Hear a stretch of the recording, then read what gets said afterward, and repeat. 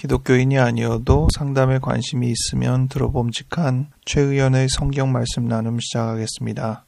오늘 2024년 11월 3일 성령 강림 후 제24주 주일을 위한 말씀으로 룻기 1장 15절부터 17절 말씀을 가지고 참작하다라는 제목으로 말씀을 나누겠습니다. 참작하다라는 단어 어디서 들어보셨나요? 보통은 법률 용어로 정상참작이라는 말을 많이 하죠. 국어사전의 의미로는 참작하다는 결정하거나 판단할 때 어떤 일이나 상황을 참고하여 이리저리 헤아리다 라고 나와 있습니다. 상황을 참고한다는 이 표현을 볼 때 먼저 떠오르는 단어는 컨텍스트, 맥락이라고 번역하기도 하고 정황이라고 번역하기도 하죠. 어떤 중요한 사실 주변의 여건들을 충분히 확인해서 보다 객관적으로 정확하게 판단하려는 노력이 필요합니다. 상담에서도 보면 내담자가 뭐라고 얘기를 하는데 그 말을 무조건 곧이곧대로 들을 수는 없죠.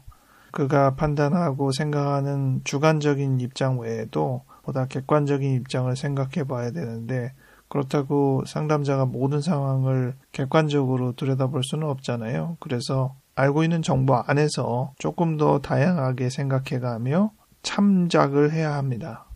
그렇게 참작을 해야 하는 부분으로 오늘 룻기 1장의 본문도 생각해 볼 만한 성경 구절입니다.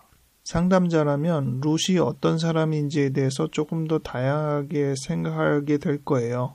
특별히 오늘 이 15절부터 17절에 있는 말씀, 오늘 주일성서 일과는 1절부터 18절까지인데 길어서 가장 핵심이 되는 15절부터 17절 말씀만 살펴보려고 합니다.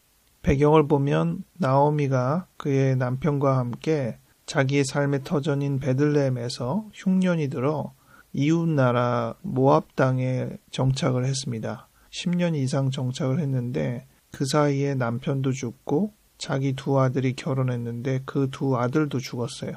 공교롭게도 두 아들은 그 지역 사람과 결혼을 했습니다. 즉 자기 동족과 결혼한 게 아니라 모압 여인들과 결혼을 한 거죠. 그렇게 10년이 좀 지나서 이제 베들레헴 땅에도 살만하다는 소식이 들어왔기 때문에 나오미는 다시 고향으로 가기로 결심을 합니다. 그러다 보니 두 며느리와 함께 가다가 생각을 한 거죠. 이 며느리를 내가 책임질 수 있는 입장도 아닌데 외국이고 그렇다면 이 둘은 이 땅에 남는 게 좋겠구나. 그래서 두 며느리를 모압 땅에 잔류하도록 했는데 첫째 며느리는 그렇게 해서 떠났지만 결국 이 둘째 며느리인 룻이 그대로 남게 되는 배경의 말씀이 오늘 본문 말씀입니다. 아주 룻이 처절하게 지금 자기를 떠나라고 하지 말라고 어머니 가시는 곳에 자기도 가고 어머니 머무는 곳에 자기도 머물고 어머니의 백성이 자기의 백성이 되고 어머니의 하나님이 자기의 하나님이 될 것이다. 어머니가 죽는 곳에 나도 죽어 거기에 묻힐 것이다. 이렇게 강렬한 표현을 쓰다니 게다가 며느리가 고부간의 갈등이 얼마나 심각한데 지금 이러한 이상적인 모습을 보이다니 게다가 남편도 없는데 이제 여기서 이제 우리가 생각을 하는 거죠. 룻은 왜 그럴까? 저희가 상담적인 생각을 가지고 다양하게 사고하는 역량을 발휘할 거냐 아니냐의 차이가 있지 않나 싶습니다.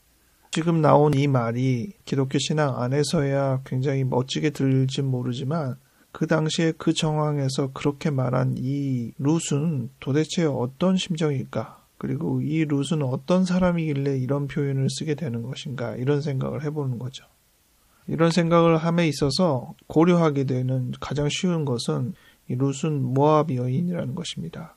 나오미와 그 가족들은 흉년이 들어서 자기 고향 땅을 벗어나 지금 이국 땅에 온 거예요. 유대인들의 삶의 터전보다 지금 사는 이 모압인들의 삶의 터전이 훨씬 풍요로운 것이죠. 그러니까 이쪽에 온 것이잖아요. 그 풍요로운 곳에 사는 모압 여인 둘이 흉년이 들어서 온 타지 사람과 결혼을 한다? 어떤 배경에서 그렇게 결정이 될 수 있을까? 그리고 그 남편이 죽었는데도 시어머니를 따라 남편의 나라에 간다? 심지어 시어머니가 그것은 여러 정황으로 볼 때 어려운 여건이라고 판단하여 그러지 말라고 함에도 불구하고 우기면서까지 시어머니와의 동행을 결정한다? 어떤 배경이 있길래 이러한 입장이 될 수 있느냐는 거죠. 그가 그의 남편과 사는 동안에 유대인의 하나님에 아주 전폭적으로 의지하게 된 변화가 있었기에 가능한 일일까? 그렇게 보긴 좀 어렵잖아요. 물론 10년이면 강산도 변하는 시기이긴 하지만, 물론 이런 점들을 지금 상황에서 참작할 때 좀 무리가 따르긴 합니다. 당시가 사사시대라고 했으니까 아직 왕정제도도 아닌 그런 시대의 국가 개념도 아니지 않을까 싶죠. 그리고 당시 결혼 개념도 또 어떤지도 잘 모르겠고, 하지만 확실히 외국인이라는 개념이 있을 수밖에 없고 동족과 낯선 사람의 구분은 당연히 있었을 것입니다. 언어적인 것도 어떨지 잘 모르겠네요. 자, 여기서부터는 추정입니다. 정답은 아니고 저는 그렇게 생각합니다. 이 모압 여인 두 사람은 그래도 그 지역 사람들과는 좀 생각의 차원이 달랐겠구나. 그러니 외국인, 심지어 못 사는 나라에서 흉년 때문에 넘어오는 사람이라고 볼 수 있는 유대인의 남자들과 결혼했겠구나. 또 그 중에 둘째 며느리인 이 룻은 더더욱 모압이라는 자기 고향과 본토에 대한 어떤 미련도 별로 갖고 있지 않겠구나. 그렇기 때문에 더더욱 나는 시어머니의 고향, 거기로 가는 것에 주저함이 없고 심지어 자기 삶의 모든 것을 다 시어머니에게 일임할 수 있을 정도로 전폭적인 의지를 하겠구나라고 생각을 하는 것이죠. 그러면 의구심이 하나 들죠. 왜 그는 그의 고국과 깊은 유대나 끈을 갖지 못하게 됐을까? 모압 환경 안에서 룻이나 그의 가족이 매우 열악한 환경에 놓였던 배경일 수도 있습니다. 그것은 정답 없는 추정입니다. 결과적으로 그런 여러 가지의 추정이 룻으로 하여금 자기가 태어나서 살아온 이 모압에 대한 여러 터전을 과감하게 내려놓을 수 있는 배경이 된다는 것이죠. 이 룻은 나오미를 따라 유대 땅에 가서 보아스와 결혼하여 자식을 낳고 그 자식이 다윗의 할아버지가 되는 격이니까 결국 이 룻이 다윗의 증조 할머니가 되는 셈입니다.